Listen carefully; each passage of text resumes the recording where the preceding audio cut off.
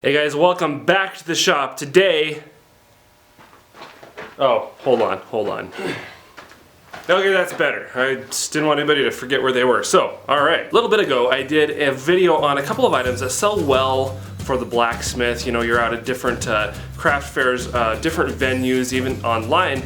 Things that are lower priced that a lot of people can connect with and use in their own home. These are what you call the bread and butter items of a blacksmith shop, or at least it has been for us. And so today I'm going to show you two more, exactly how to build them that you can make and sell in your own shop. The last video, both of you really enjoyed it, I think. So I'm going to do another one, so stick around.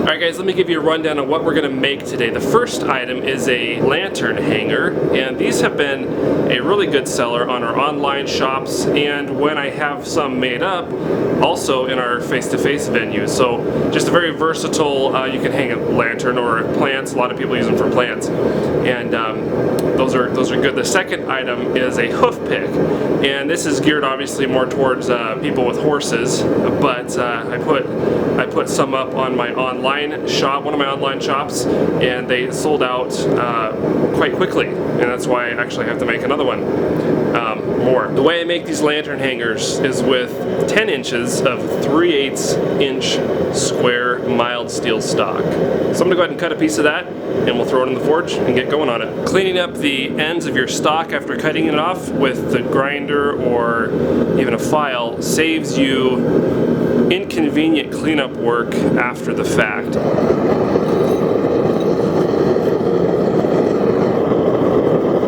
On this lantern hanger, the first thing you're going to want to do is start drawing a long taper, and I like to start at the end of the lantern hanger. That's going to be the hook.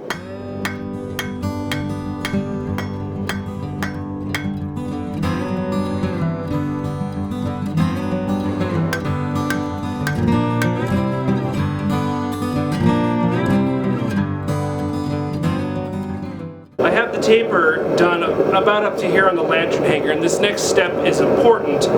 I've been tapering mainly on one side. I'm going to continue that, but what I need to do now is define where the holes, the mounting holes, are going to go on this. And it's usually about 2.5 inches. It's a rough estimate, but I'm going to flip it over, bring it to the shoulder or the edge of the anvil, and go ahead and do some half-face blows, half on, half off, and establish a nice little shoulder right there. That's going to allow me to continue to taper down and to finish this taper out. This portion I'm going to do a little bit differently because that's where the mounting holes are going to go.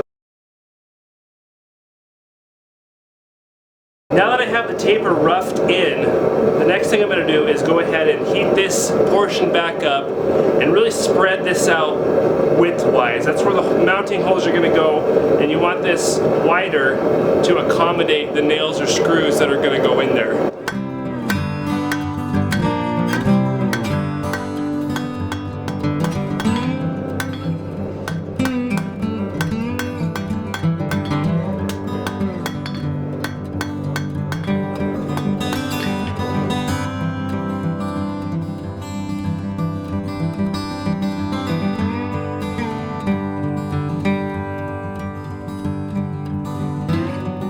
So I'm ready to establish my first bend on this hook, and paying attention to which side is going to go against the wall, which is the flat side. I'm going to keep that side up.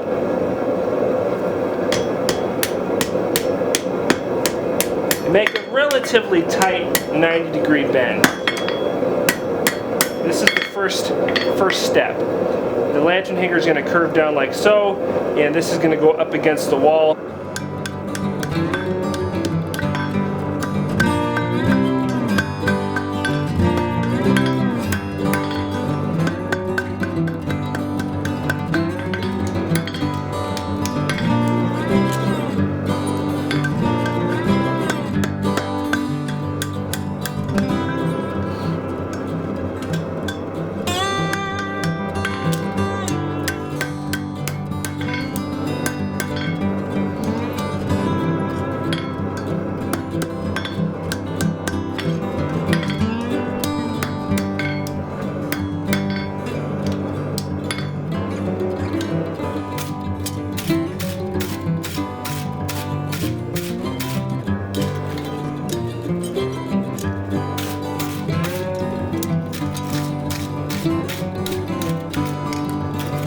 that's about it for the lantern hanger. There's only a couple of things you need to do. I always like to look down the hanger and make sure that everything lines up perfectly straight. And as you can see on this one, it's a little bit off, so I need to go in and do some tapping with the hammer and make sure that it just lines up nice and straight, and then make sure that that all lines up perpendicular to the back where it's going to actually mount to the wall, so it doesn't come off the wall at an angle.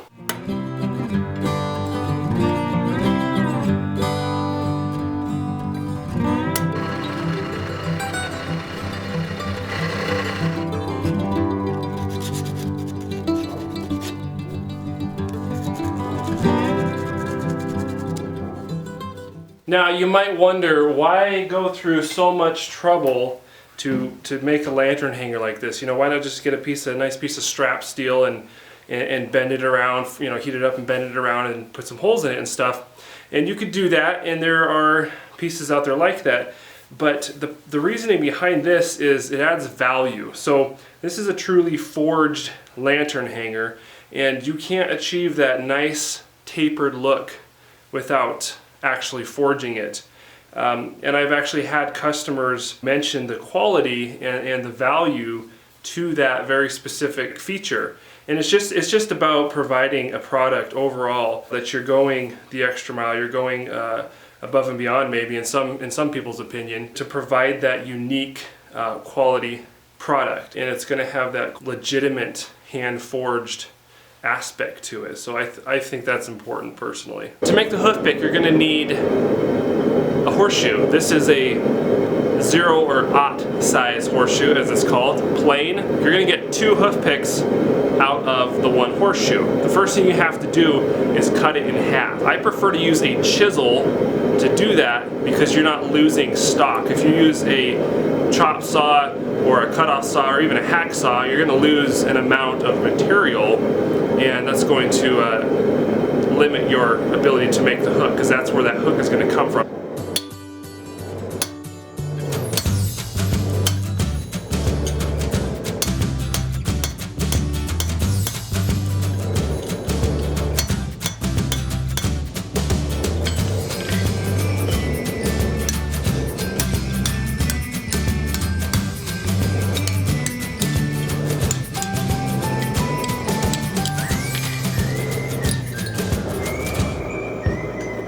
The first thing you need to do on the hoof pick is to start tapering what is going to be the point or end of the actual hook.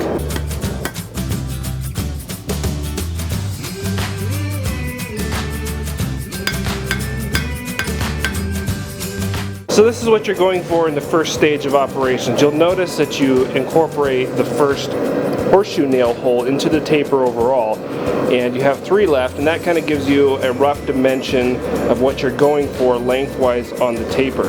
Of course, you want to keep the thickness of the horseshoe the same through the taper, and maybe a little bit of a taper down towards the tip, what's going to be the point of the hook. The reason I use 0 size shoes is because I find that seems to fit best in most hands, and also give you enough material when you do it this way for a nice hook. I've used larger shoes before, and they just don't seem to, the proportions are off, they're just not as nice. This next step might be the single most important thing to making this hoof pick look and feel professional. I'm going to come to the edge of the anvil. I want a nice hot forging heat, and I'm going to put a tight, nice tight angle right in there, okay? And then I'm going to try to continue that on a little bit here, so I can finagle my way around. You can come out to the horn here, but keeping that really tight right in there is going to make this look much, much better than it would otherwise. Now that I have that first angle established, I can go ahead and start forming the rest of the hook.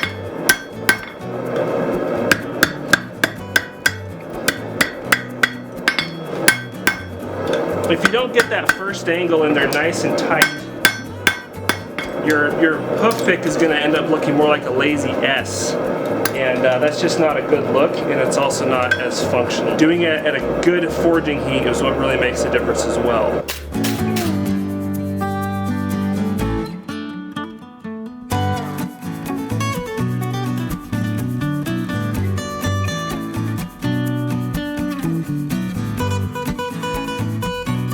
Alright guys, there you have it. That's how I like to make those two items. They're good sellers. Go out in your shop and make some, and you can make some money as well. Thanks for watching. Thanks for supporting the channel. I appreciate you guys subscribing, hitting the notifications button. As always, thanks for watching and have a great day.